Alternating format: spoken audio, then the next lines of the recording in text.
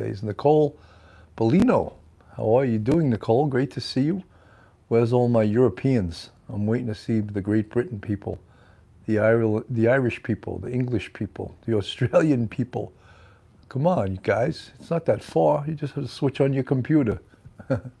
So here you are with Coffee with Canon live from Jupiter, Florida.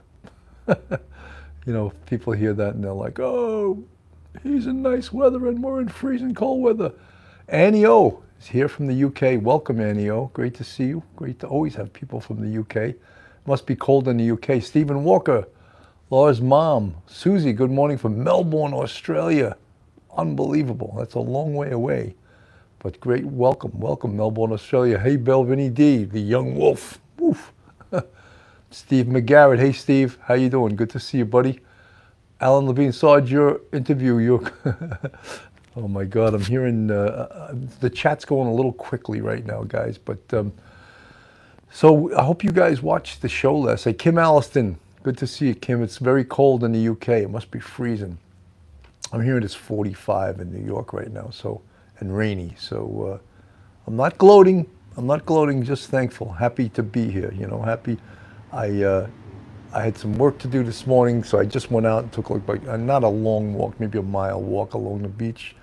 Up top, though, I looked out on it. It was like so beautiful. The color of the water here, that greenish blue, is just unbelievable, unbelievable. Dawn Marie, good to see you, Dawn Marie. Our mods, Dawn Marie's one of the best there is. Great person. Kim Alliston, of course, the same great person. One of our mods, huge fan, subscriber, friend of the show. Truth Cat at 8. Hi, Dawn, London girl. Guys, it's all you guys are welcome, and we love having you here. Sean Carrington, Bronx Narco 20. Wow. Sean Carrington, of course, was killed in the line of duty. Right. I think it was in a housing project. Isn't that correct? Man, I can't. I remember when it happened, but I just so horrific, so horrific. You know, I remember all the officers killed in the line of duty. Jason Rivera and Wilbert Mora, it's coming up on a year for them. Killed in the line of duty in the 3-2 precinct last year. It's coming up on a year. Unbelievable. So, guys, you know, sometimes people say to me, "Oh, you spend too much time in the beginning just with pleasantries and talking." Well, this show, Coffee with Canon, Backyard Beverage, Bitchin' with Bill, it's a little bit different than Police Off the Cuff Real Crime Stories. I want to have more time to spend with you guys, to talk with you guys, to show more of the human side of me and of you, and to talk. So, guys, if you don't want that, you know, maybe you should just tune into Police Off the Cuff Real Crime Stories. We'll give you everything you want. But this is a little looser. And I like to be able to, you know, have this one-on-one, one on 400, one on 500, one on 600 people talking to you guys. It's really humanized. Richella Pranzo, great to see you, Richella. Allison, the bored one, people become so critical. Yeah, you know, but it's my fault too. Maybe I shouldn't take it to heart, but sometimes, you know, even though us coppers, they say you're supposed to have thicker skin, but, you know, you hurt my feelings, I cry. Not really, but, you know. Lucy Goosey, Steve McGarrett, that's right. You know, and I think it's more fun this way if we can have like a little bit of a conversation. So, again, last night covering the quadruple homicide of Ethan Chapin, Zana Knodel, Kaylee Gonsalves, and Madison Mogan. And you know, sometimes I don't list all their names, but we always have to remember that they are real human beings, and they're no longer with us, and they have family and loved ones and people that love them, and other students that love them, and this world will definitely miss them, you know, in this horrific crime. But yesterday something unexpected happened. The court decided to release the contents of the search warrant that was conducted on Bryan Kohberger's apartment in the Washington State. Is that Pullman? I think the town is called Pullman. And some interesting revelations. You know, they recovered hairs of a dog. Could that be the dog Murphy? If that's hairs from the dog Murphy, I think that Bryan Kohberger has a big problem. Locard's principle of exchange, right? When someone goes into a crime scene, They bring things with them into that crime scene from their body, from their clothing, from their shoes. And when they leave that crime scene, they take things with them. Could Bryan Kohberger have taken the hair from the dog Murphy into his apartment? Could that be? They also recovered other fibers. Of course, it's computer tower, which they will do a forensic examination of. That, I forget what they called it, it's a stick for your phone. I think it has a whole bunch of information on it. They took that.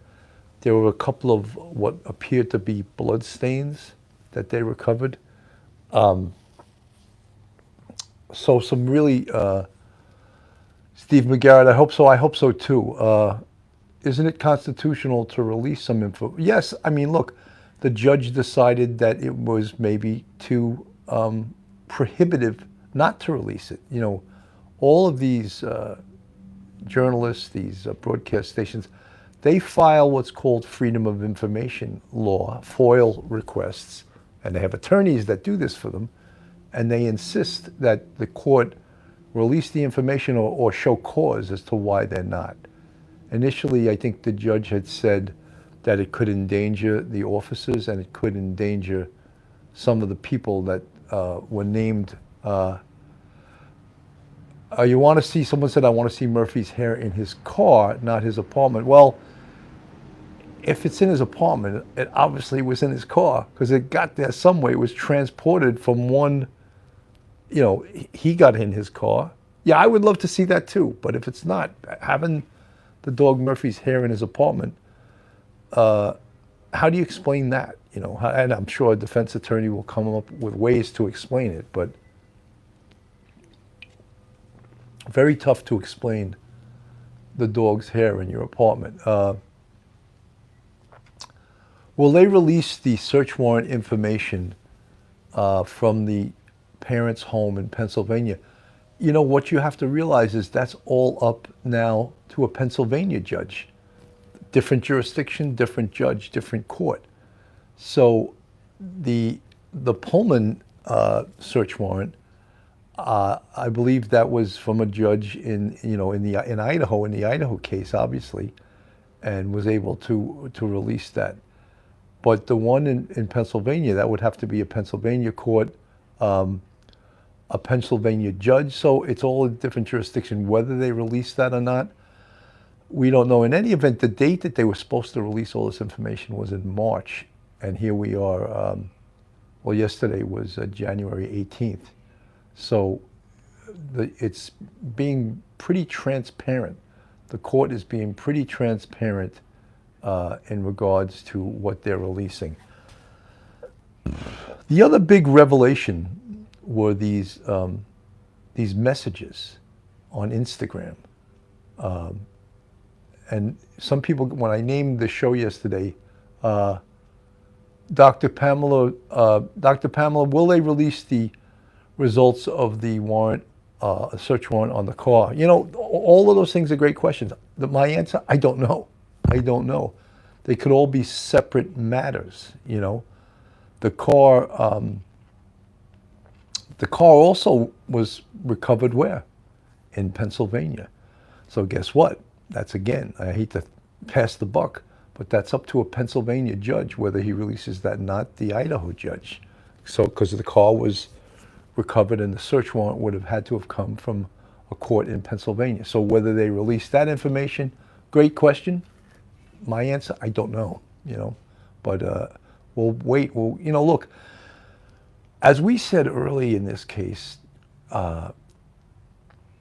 we believe there's tons more evidence that the prosecution is holding on to right now. On some of the TV stations, you know, Law and Crime, News Nation, CNN, and I think it was specifically Law and Crime and perhaps News Nation that said, why did the prosecution give the defense 6 months to go through the evidence? Did they really need that much time? So when he first appeared in court in Idaho, they were granted, they asked for and they were granted not to have to come back to court until June 26th.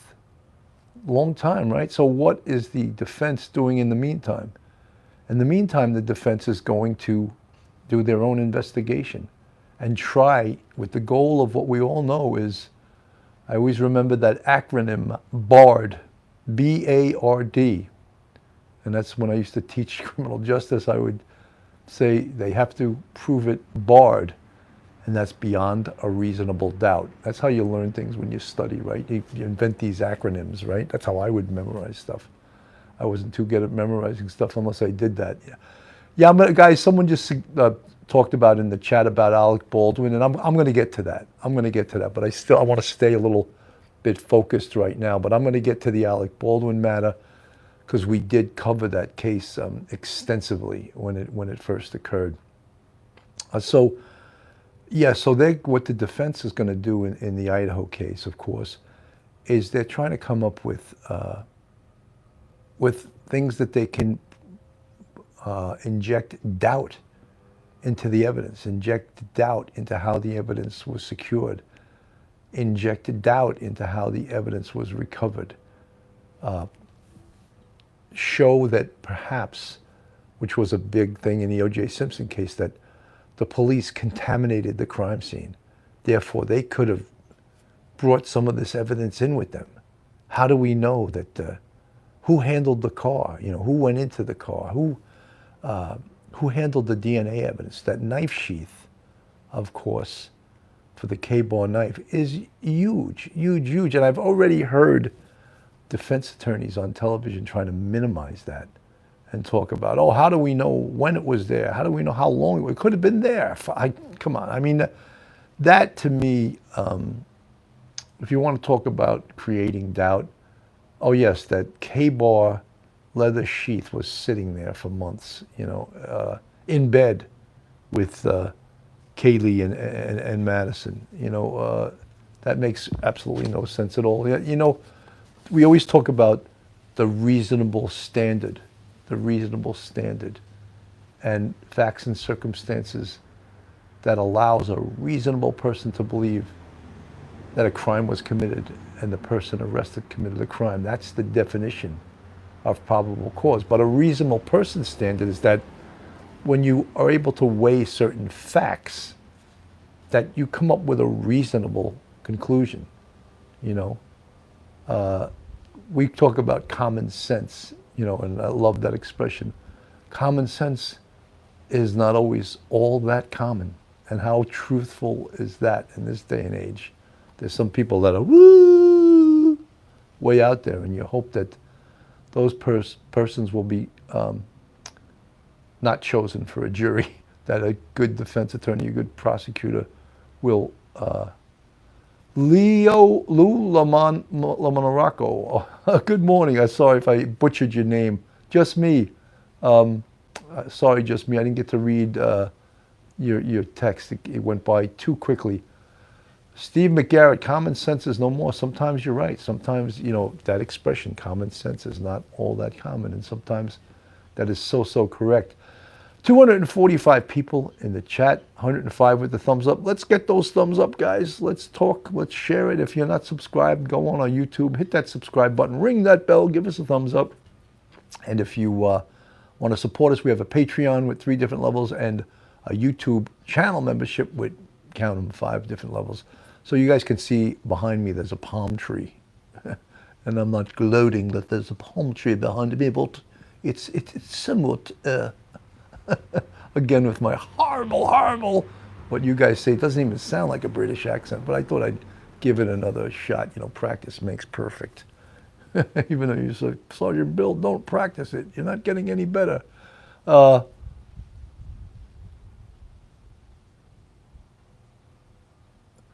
Someone was asking 2 officers from this case that had identical language in their affidavits, the search warrant affidavits, I believe. Those affidavits are written by the district attorney.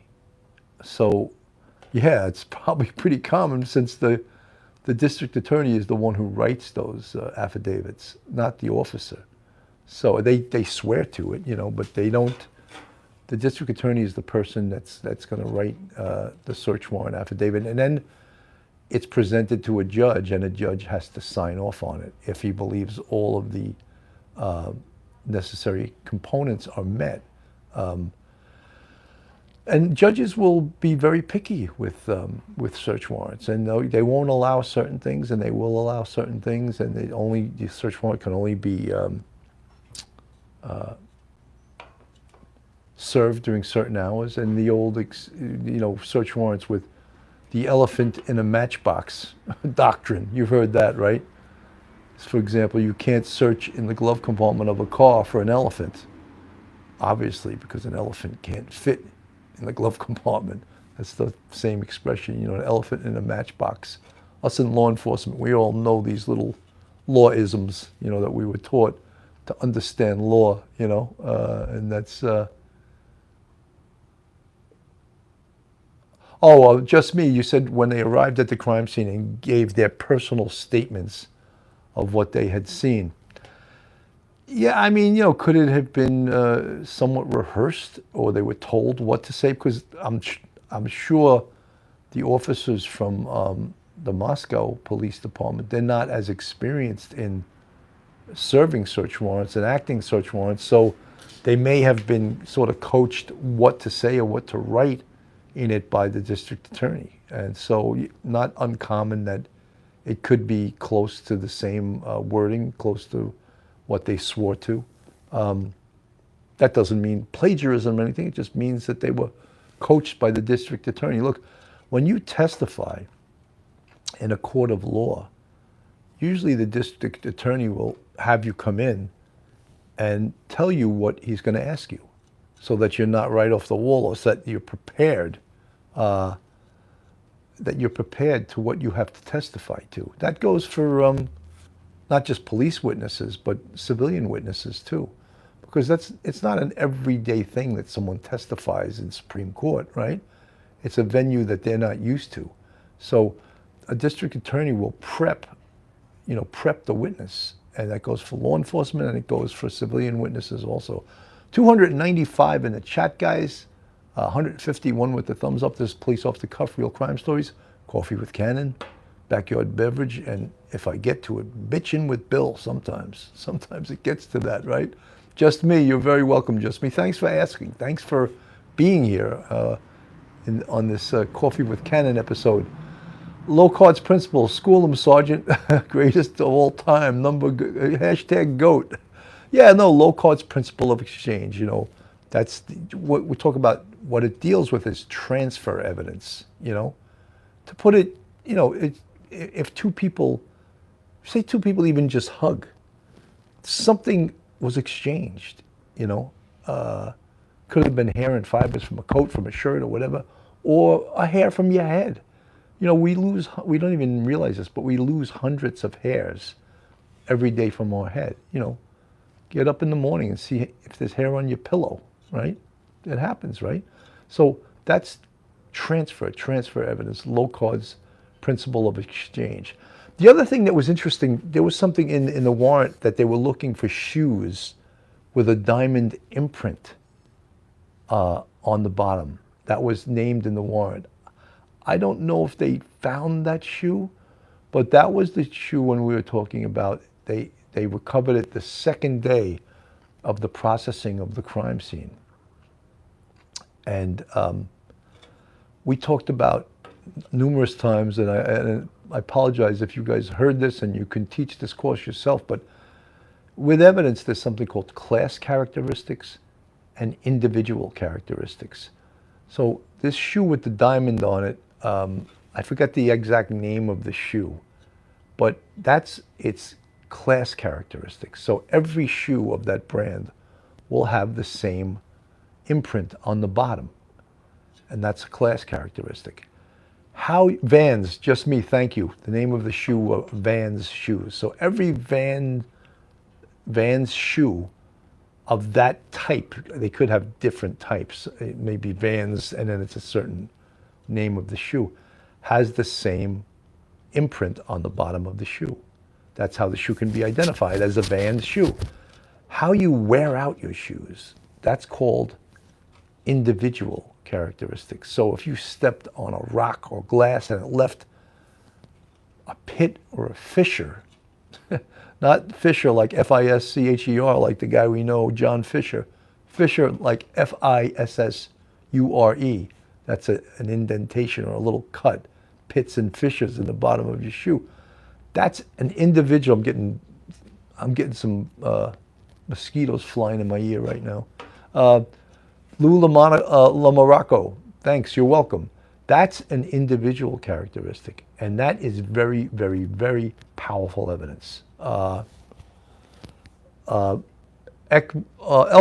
yep, fingerprints are like, footprints are like fingerprints. Yes, in that way, with the individual characteristics, and then they find that shoe and they match it up to the imprint, unbelievably powerful evidence, right? We had a guy one time on a case where it was the murder of this girl from Ohio. Her name was Catherine Woods. I think ABC did a show on this recently, and her boyfriend practically cut her head off with a knife. He killed her. And he was released he was interviewed, and then he was released, and the decision to release him was made by one of the big bosses. And the detectives were saying, I don't know if we should let this guy go. Well, yeah, take a statement from him, let him go. If we need him, we'll bring him back. Which goes to the point of early on in this case, everyone was getting upset when the police said, oh no, he's cleared. And even the media was saying, oh, what does that mean? How could they clear him so quickly? Why did they clear him? And we said, calm down. If someone's cleared, that doesn't mean that if you find additional evidence later on that implicates them, that you can't bring them back in. You can bring them back in at any time. So saying they're cleared doesn't hurt the police, it doesn't hurt the investigation. So in this case I was talking about with Catherine Woods, they let him go, and after they let him go, a few hours later they were like, you know something? He's the killer. We just let the killer go. And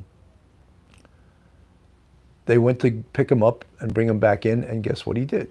He did what every perpetrator does. I shouldn't say perpetrator. He lawyered up, because if someone tried to arrest me, I would immediately invoke counsel. So he invoked counsel.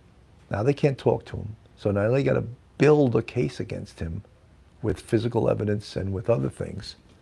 And they were able, crime scene went back to, the New York City Office of the Chief Medical Examiner, their forensic investigation team, went back into the crime scene. A day or two later, the crime scene was still being held.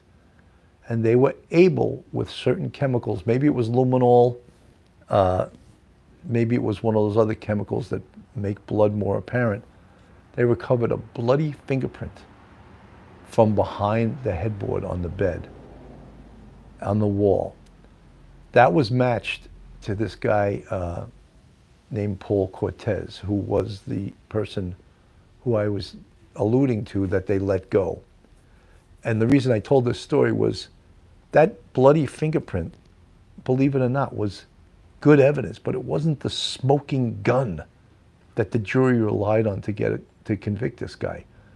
What convinced the jury was the shoes he was wearing, and that it showed that he was wearing the same shoes on video when he had gone into the building. He was wearing the same shoes.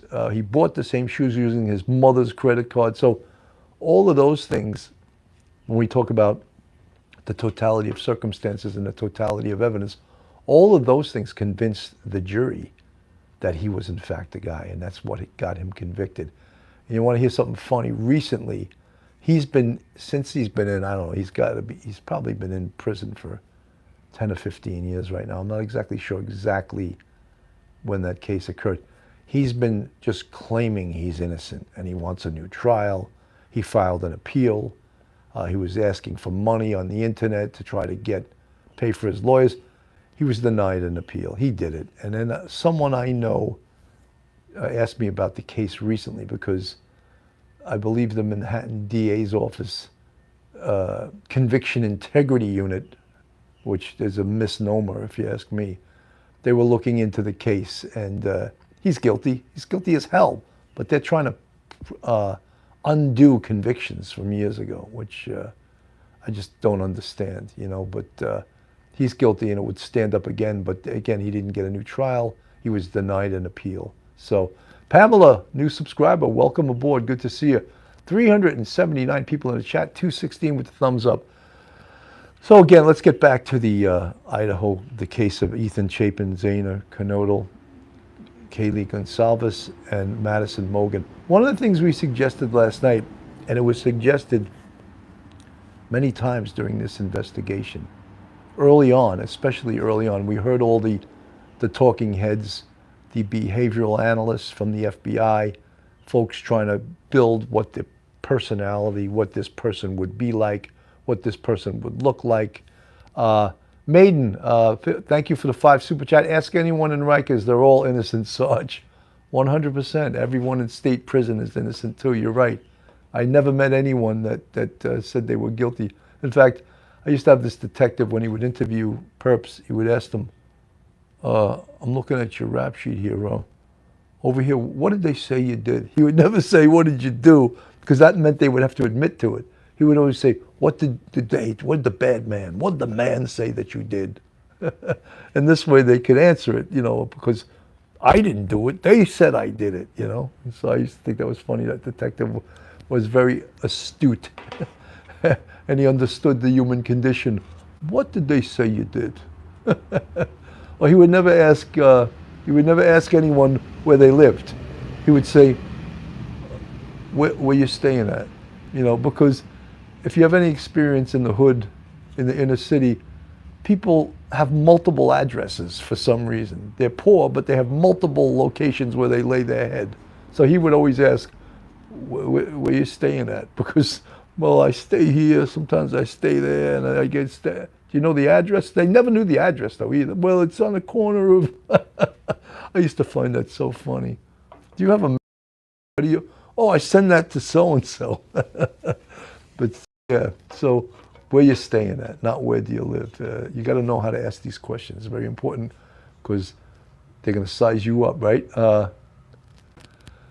There have been a few exonerated decades later. Yes, you know something, pardon me, but I'm suspect of a lot of these exonerations. The guy who, there's a famous case in New York City, which we always say led to the city as an entity, as a population, saying that's it, we've had enough of crime, it's over.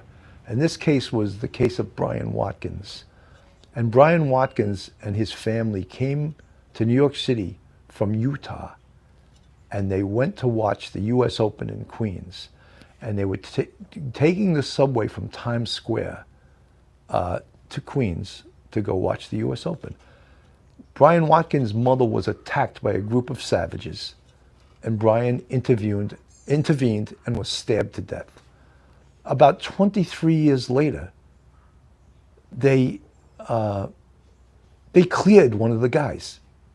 Like, how did they clear him? All the witnesses now are gone. All of a sudden, witnesses are recanting what they said. So I'm very suspect about this stuff. And not only did they recant, he did like 23 years in prison. I guarantee he did it. Or he was part, you know, the whole acting in concert thing. When you act in concert and your actions contribute to the crime, that's something that, like in California, they want to do away with that law. And acting in concert is a very, very important thing because your actions led to the results. And if they get rid of that, and that's what they were saying, this guy, oh, he was just there. Oh, really? Really? Because now, so 23 years later, all the witnesses have died that proved he did what he did. And now you want to just clear this guy, you know? So I'm very suspect of that. I'm very, very suspect. And I've spoken to some people that actually work for some of those units, and they tell me some of the fugazi stuff that's going on, and it's unbelievable, unbelievable. So I'm sorry, but I just don't believe a lot of these people all of a sudden, 25 years later, oh, they didn't commit the crime. Oh, really? Really? So they were flaked 25 years ago. I just don't believe it. I don't believe it. You know, you can believe it when they give the sob story. He was in prison for 25 years for a crime he didn't commit. Please stop. You know, can that be true? It could happen. It could happen. But is it most of the time true? No, it's not. It's not. You know, Scott, you're right. They're all innocent. Pamela, just me. I honestly believe he's guilty. What did he do to stop the crime? Nancy Marshall, you're right. He was a participant in the crime, you know. So, guys, I want to get to the Alec Baldwin thing. We covered that in great depth when it first occurred. And if you're not familiar with it,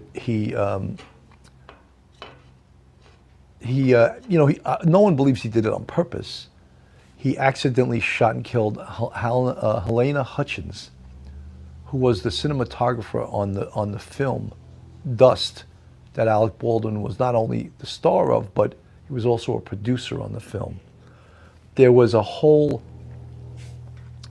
number of horrific errors that led to him and the armorer, who was a very inexperienced armorer on this set, being charged with manslaughter. Alec Baldwin, I think, got very famous for this. He appeared on ABC with George Stephanopoulos, and basically extolling his innocence, how he had no idea, he did not pull the trigger. Oh, no, I didn't pull the trigger. So an extensive investigation was conducted by the New Mexico State Police and also the FBI. And guess what the FBI said? And we had a brilliant ballistics expert come on our show named John Palucci, retired NYPD crime scene sergeant. And he did a excellent demonstration with a gun just like the gun used on the film set, and showed that the gun could not go off without him pulling the trigger. The FBI came to the same exact conclusion. So I believe Alec Baldwin is being charged with manslaughter through negligence. And the armorer, her name was Hannah Gutierrez. She's only 24 years old. She really wasn't qualified to be an armorer on a major motion picture. So is that not negligence in itself also? That why are you producers hiring someone who's so inexperienced to have such an important job, and relative to safety, it seems like it's not a smart thing. And obviously, this movie set, the Rust movie set, it was a cut rate movie. So they were cutting costs by hiring, I would say, like lower level talent in regards to the production staff of the movie. Because Hannah Gutierrez wasn't really qualified to be an armor on a major motion picture. Also, there was a assistant director named Hall, and he's cooperating now. So he's not being charged. And he's the one that handed the gun to Alec Baldwin.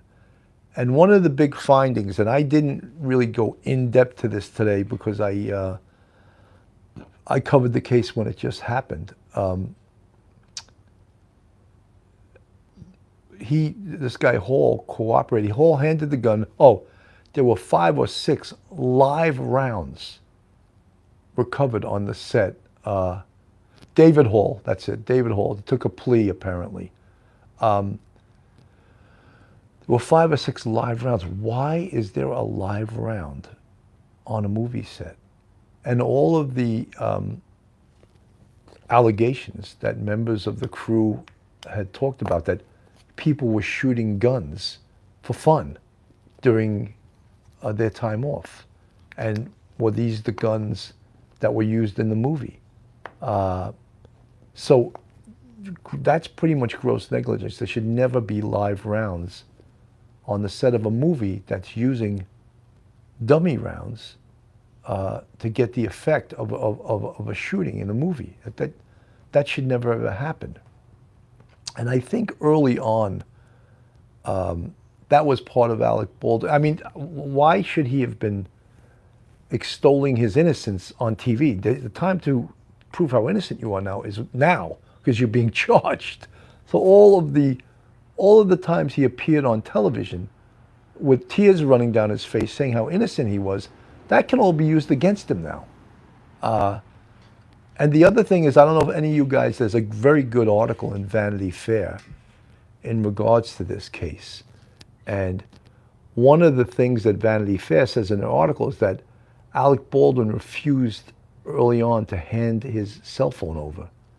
And lo and behold, when they finally did hand the cell phone over, it was missing all the calls he had made immediately after the shooting, all the calls and text messages. You think he may have had it wiped, erased? Isn't that called tampering with evidence? And this is what Vanity Fair said. I'm not saying this.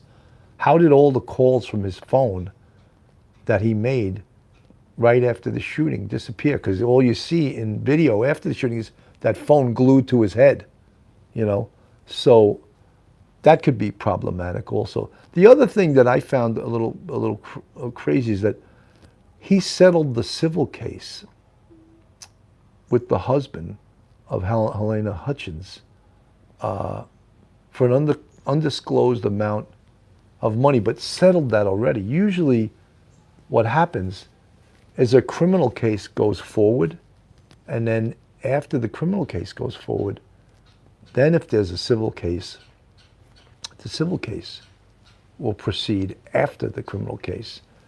Instead, he settled civilly with the husband of Helena Hutchins, and she has I think a 9 or 10-year-old son. He settled financially with them. A monetary reward, which I've never heard that happening before.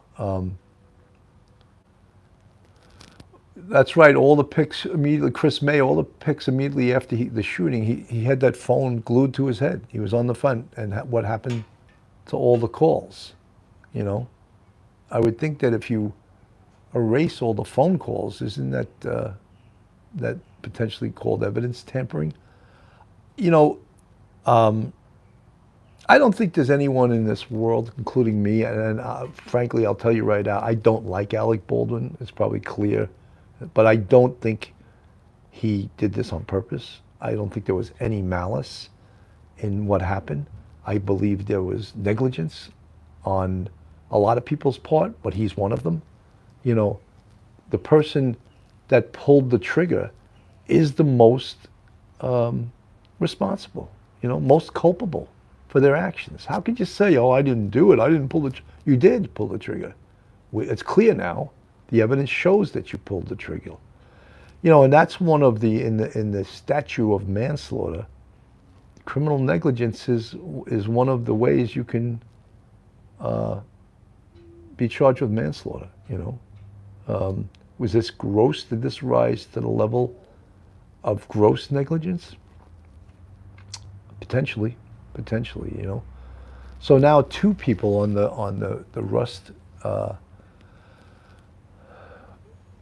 If convicted, would Alec serve any jail time? It's a possibility. I don't see it.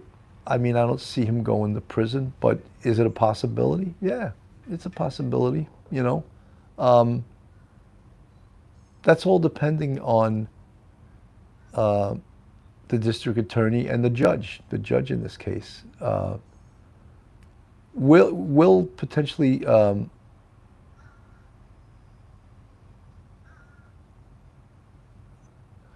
how do I think that she? Well, I'm just. It's not. Someone just asked, why do I think that Hannah Gutierrez wasn't experienced enough? She was 24 years old. I'm just saying what I read about her experience. She had very, very little experience. This was the second movie she was the armorer on, and the first movie that she worked, it was a Nicolas Cage movie, and he had very bad things to say about her. So I'm just using what I learned from investigating this case. That was only a second movie she was the armorer on, and she didn't seem to know a lot about guns. I believe she's the daughter of a famous Hollywood armorer, and maybe the nepotism is what got her the job. Julia for justice for Helena. Yeah, I mean, you know, 2 people were shot too during that incident. 2 people were shot with 1 bullet. The bullet went through Helena Hutchins, right through her chest and out the back, and hit the movie's producer, Joel. I forget Joel's last name right now. Joel was hit in the shoulder. So I would wonder. I would wonder if he also. Someone just wrote nepotism in Hollywood. There's nepotism everywhere. You know, one of the most unbelievable places for nepotism is the police department. Everyone seems to be related on the police department. You know.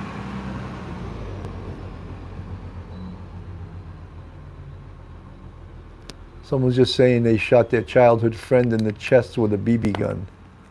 I mean, I'm sure he's okay with a BB gun, but you know something, that's the thing when someone says the gun's not loaded, don't ever believe someone says it. You know, we're trained ad nauseum when we go to the firearms range.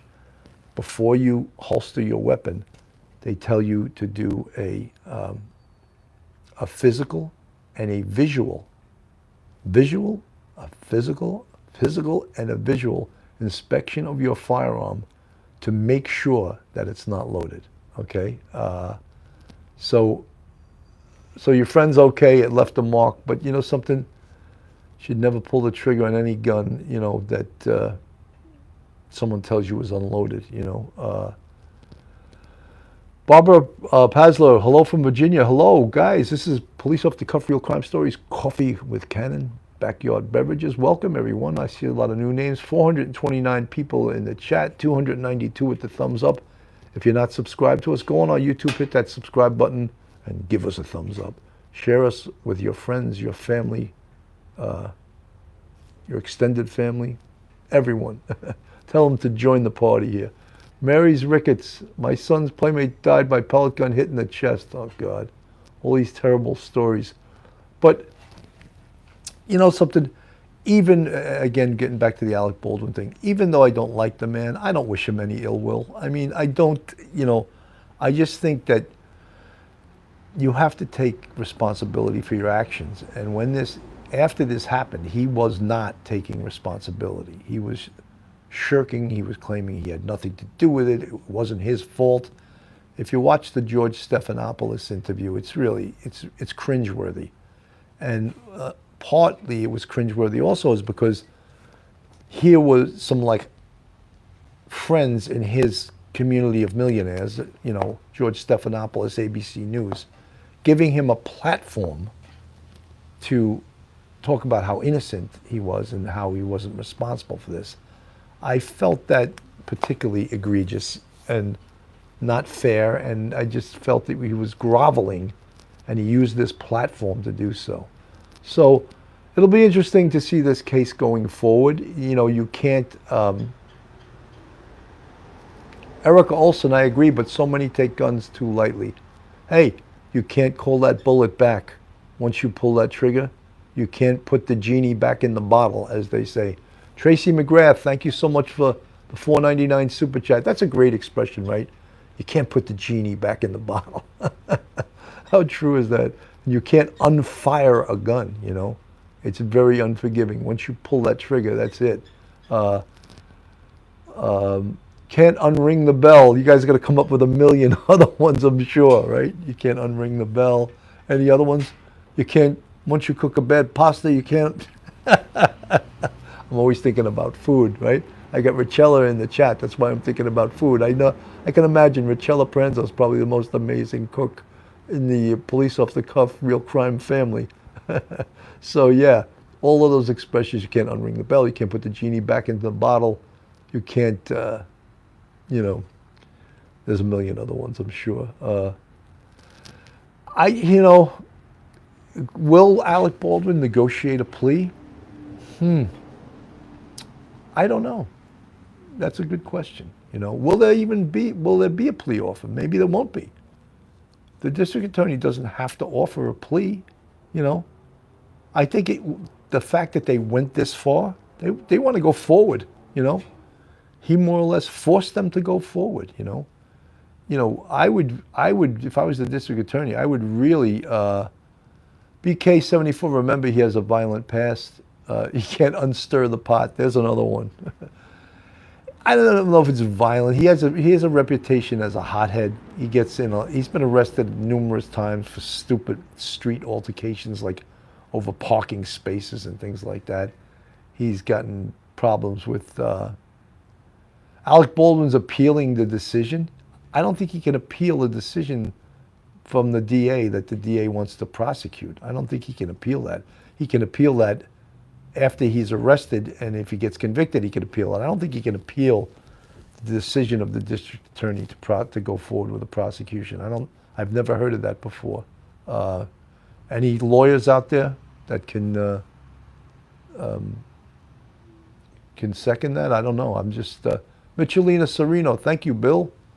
You know, I don't know. And again, I'm not an attorney, but I've never seen that. Maiden 86, he can't do that. Okay, yeah, I think he would have to go through with the trial, and if he got convicted, then he could probably appeal it. Mountain Kayak, I know the paparazzi is annoying, but Baldwin always took it over the top when attacking them. Yeah, I mean, the paparazzi are annoying. Can you imagine having someone following you all the time, sticking a camera in your face? That's pretty annoying, you know?